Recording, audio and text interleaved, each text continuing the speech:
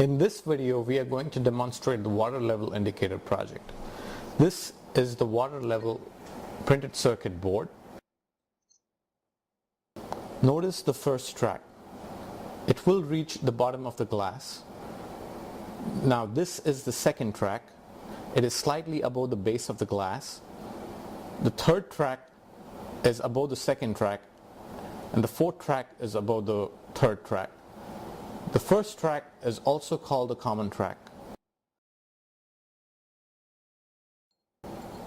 Now let's pour some water into the glass.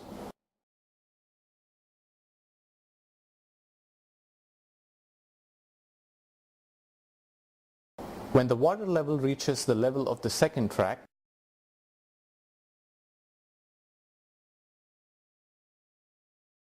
continuity is established between the common track and the second track, as impure water conducts electricity.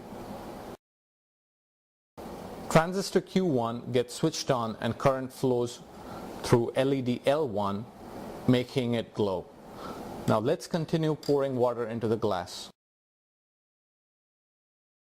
When the water level reaches the level of the third track, continuity is established between the common track and the third track. Transistor Q2 gets switched on, making LED L2 glow.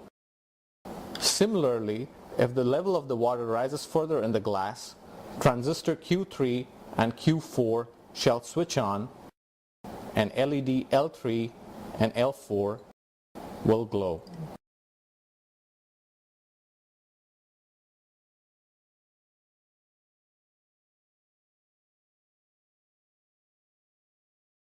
Thus, by looking at the LEDs, we are able to determine the level of the water in the glass. This concludes the experiment.